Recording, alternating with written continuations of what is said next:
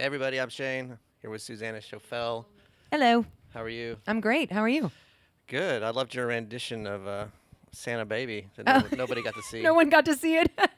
Thank you. I know. I forgot to throw that one into the set. It was a special you had to be here moment. So, Because it's December, there is a Christmas tree over there. yeah. Oh, I guess you could see the Oh, yeah. Y'all have some festive garland. stage stuff going on. We Yeah. didn't go full-fledged this year, but we are still trying to be festive. That's okay. The Christmas tree is beautiful. I love it. Well, thanks. So, I did it. good job. Thanks. Yeah. Appreciate it. Thanks for the pat on the back. So I have some questions for you. Again. Okay. Go for it. All right. So what is this first song that you remember writing? What was it about? First song I ever wrote was in the back of my parents' station wagon when I was about 8 or 9.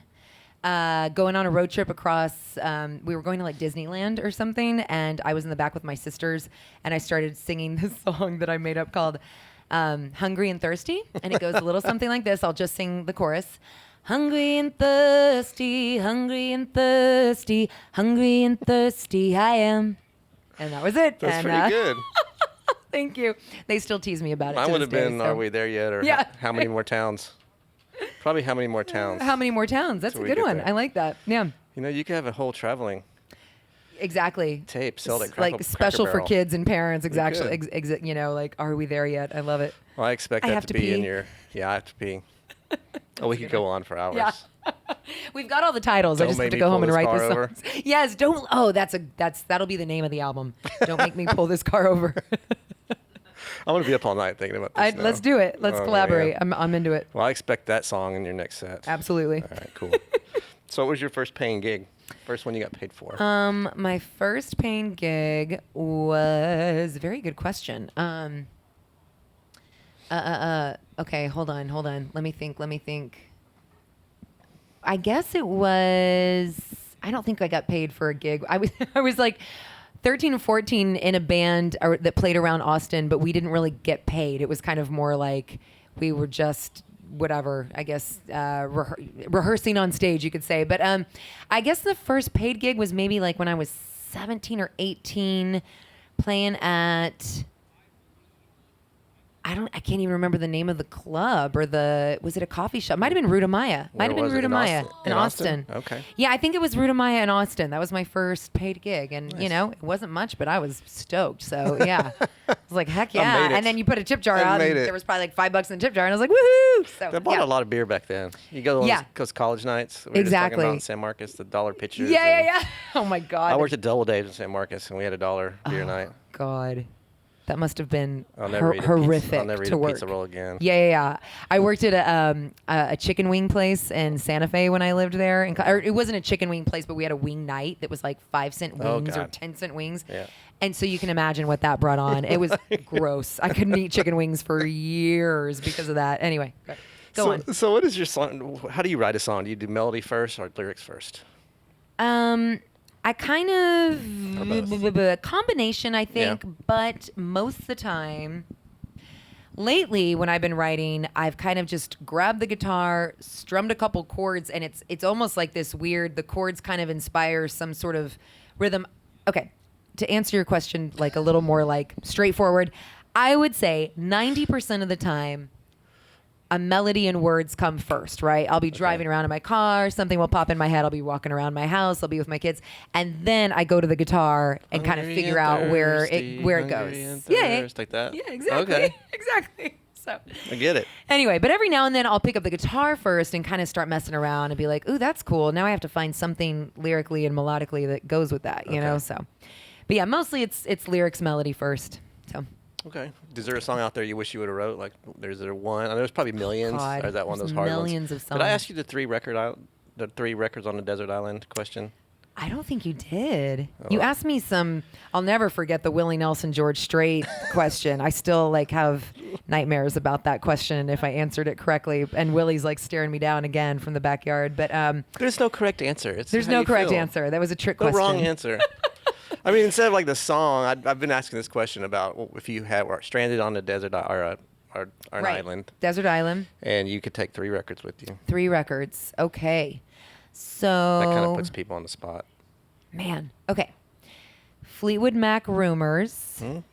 Yeah, I gotta have a little bit of Stevie with me. And on that note, probably some Stevie Wonder too. Okay. Probably Songs in the Key of Life. Nice. Because that's like a double album, so you course. kind of get a little You bit gotta of a start thinking about the bonus double. there. If you're smart, you think about the double albums. Exactly. And let's see, maybe for the third, something a little more, probably Patty Griffin. Probably, but which Patty Griffin? Living with Ghosts, probably. So yeah, Okay. 3. I'll ask it 3 again randoms. next time you play. and I'll probably change it. well, Yeah, I think a lot of 'cause people drive home. Somebody told me they were driving home thinking about it. They If were they like, wanted to "Damn change it." their answers. So, At least you said 3 and not 1. yeah, no, I can't do 1. I would say 5, but then it's a lot of dead thinking airtime. Yeah, on an interview, 3's which perfect. I think 3's is not perfect. great. Yeah. So, who are your just strictly vocalists, like your favorite? Because you got a pretty unique voice yourself. Do you have like Thank you. just vocalist in general, not so much songwriters, as somebody you hear? I was like, oh man. Yeah. Yeah, I mean there's quite a few who I love. I love like on the R&B side, I love Lauryn Hill and Erykah Badu and then of course like some old school stuff. I grew up listening to Stevie Wonder a ton, so his voice is just like impeccable to me, but Donny Hathaway too is a good one. But I would say as far as like if I had to of course choose like 2 or 3, it would probably be like Erykah Badu, Stevie Nicks, and oh God, who's the third? I guess like Stevie Wonder, maybe Bob Marley. I'm skipping Bob Marley. He was a huge influence on me vocally because he does that cool thing with his voice that I was like, what is he doing? And so anyway, Bob Marley's a good one for that. Cool. Yeah. Okay, I got one more question for you. So, if you could redo a soundtrack to a movie, or just do a soundtrack to a movie, which one would it be? Do you have like a movie you're like, man, I could do this soundtrack? You could just redo the songs in it. Or do you like your favorite soundtrack? Selena. Yeah, Selena. No, that's one I cannot touch. Couldn't touch that one with a 50-foot pole. Okay, so redoing a soundtrack. Wow, that's a really interesting or like question. even your favorite soundtrack, Or my favorite But soundtrack. It's like as a musician, you would probably want to dive in and like, I could change a couple things in this. Yeah. Okay. God, this is a really put on the spot thing. Let's see. I feel like I was just talking to someone the other day about like some of my favorite soundtracks. What did I say?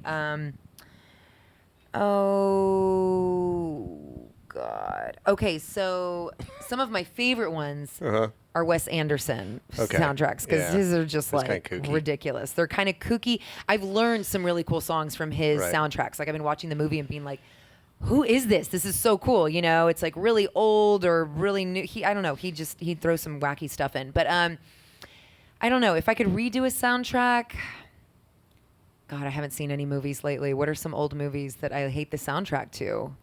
I don't know. I love the soundtrack to Back to the Future because who doesn't love Huey Lewis and the News? I mean, that's pretty iconic. I recently saw Neverending Story. I went to a private screening at the Alamo Draft House in Austin. A friend like rented out the whole theater so we could have like a quarantined viewing.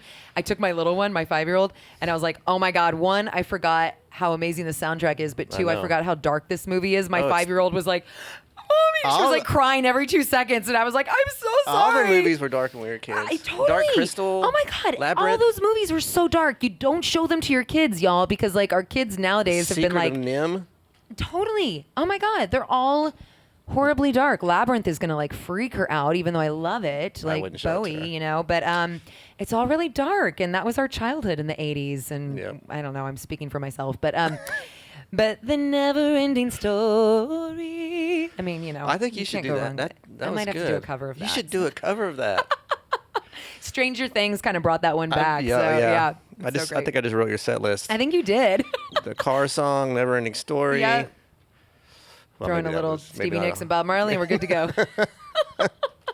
All right, so I'll let you get off the hot seat, the lukewarm seat here, and All right. we'll go talk about this you, record Shane. we're gonna make. Thank you. Thank All you. right, let's do it. Bye bye. Cheers.